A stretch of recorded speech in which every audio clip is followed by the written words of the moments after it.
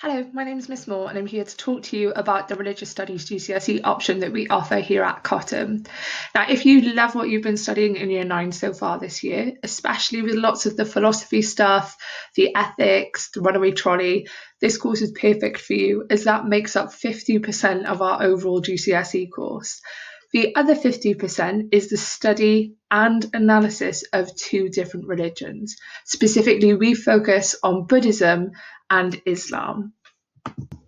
If you're a student who loves to debate, who loves to look at really key topical controversial issues and also express your own viewpoints in a way that can become academic and very evaluative, this is definitely the course for you.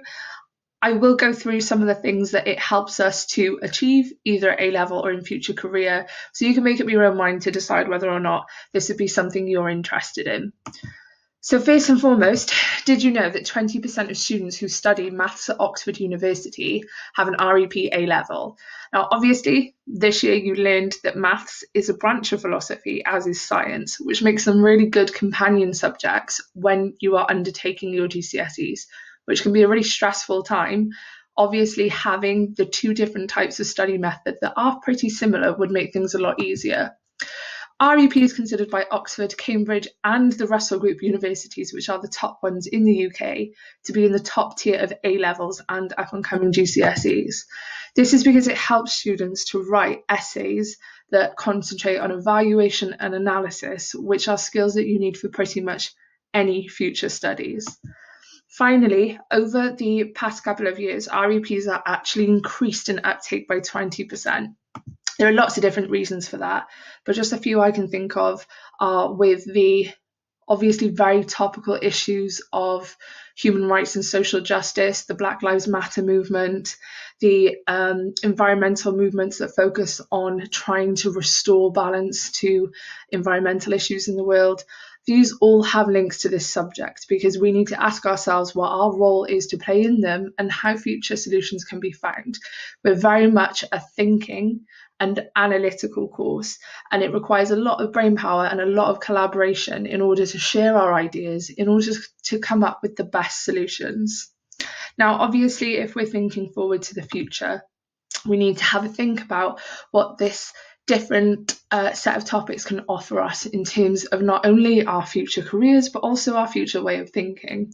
Now, we study two religions at GCSE. These are Islam and our very new Buddhism. Now, we changed our course to Buddhism on the basis of our current Year 11 class, who said that they would prefer to study a religion that isn't based on God, but based on a philosophy instead. First of all, I'll just revisit Islam. We obviously did a lot of that in Year 8, so lots of the things we do will basically just be revision. So there won't be a lot of in-depth basic study, but there will be a lot of revisiting things, which is a good way to start because lots of us already have a baseline subject knowledge in that area.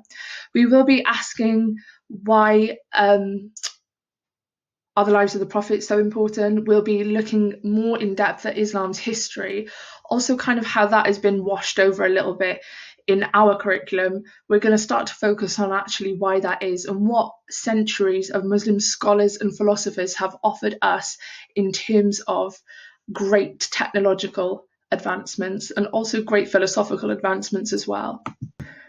We'll also be asking ourselves big questions such as, do we still need religion? So looking at the place of religion in the world today and analysing whether or not we think it's a negative or positive thing. Kind of looking back through history, we'll be asked to look at case studies to evaluate that and obviously come to our own conclusions, as well as taking on the viewpoints of other people. For our new course, Buddhism, we will be focusing on the Eastern religion, which has no God at all and is often contentiously called a religion when lots of people think it should just be referred to as a philosophy. We will have a look at whether or not practicing religion, specifically Buddhism, can actually improve and develop people's lives, or whether or not we think it's unrealistic and outdated, being over 3,000 years old.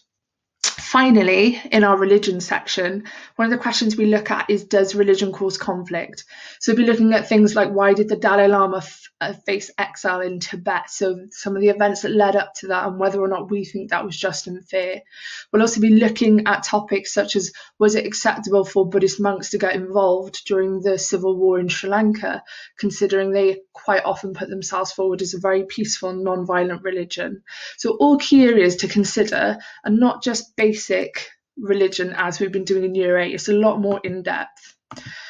Next up, I'll go through a couple of comments that I quite often get when I'm talking about studying our option at GCSE. Quite a lot of the time, some students say, only religious people study religion. I'm an atheist, so there's no way I could get a good grade. That is, in fact, very, very wrong. You don't need to be religious to be good at REP, any more than you need to be a published author to enjoy a book or to be an actor to appreciate a film. To an atheist, religion is just another fascinating human invention like art, literature, or poetry. Studying REP as an atheist isn't about understanding God, it's about understanding people. So obviously, taking a look at it from an atheist point of view actually puts you at a different kind of advantage, as you're able to look at things without necessarily the authority and scripture that comes with many religious beliefs. Next up, don't you just spend all your time learning about religion? Again, a common misconception. We spend 50-50 on each.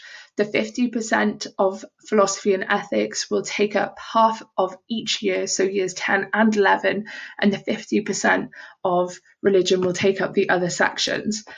This course gives you expertise in 2 religions. A key aspect is understanding disagreements and differences within these religions. Also the impact they have on society and do today.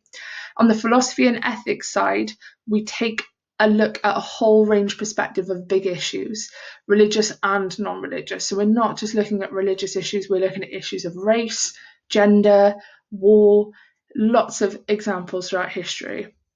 Quite often one of the questions that I get, especially early on in Year 9, is how is a subject like this useful in real life? We spend our lessons debating and considering key philosophical arguments and issues. Obviously, given the current climate of the world, racial inequality, the gender debate, human rights violations are rife throughout the world. In this subject, you not only get to learn about the context and histories in more depth in relation to these topics, but you get to discuss what you think the solution should be and how perhaps world leaders or even religious leaders, academics, should be making changes in order to make the world a fairer place. These are all applicable in the everyday world. Advancement to A-levels like criminology, sociology, and psychology were really good links for this course, and also careers in things such as the police, law, and journalism, especially medicine as well, where people are making life and death decisions every day. This course will obviously facilitate your ability to be able to do that in a quicker and more responsive and logical way. Okay, so finally, here are just some examples of the kind of course structure and questions that we study. So if you answer yes to any of these questions, this is definitely the course for you. Do you like asking big questions? Are you prepared to think hard about your own beliefs and values? Can you use evidence and reason to support your arguments? I know many of you can. Do you challenge what others take for granted? So perhaps linking to that image which you would have seen in Year 8. Can you consider controversial issues from different perspectives? We will be looking at lots of controversial issues that require a mature, balanced, and considerate point of view. Are you willing to justify and defend your own views, obviously in an academic way that encourages healthy debate amongst different groups of people? If you did answer yes to any of those questions, then pick GCSE, Religion, Ethics and Philosophy on your options form. Any questions, please ask me via email or when you see me in school. Thank you.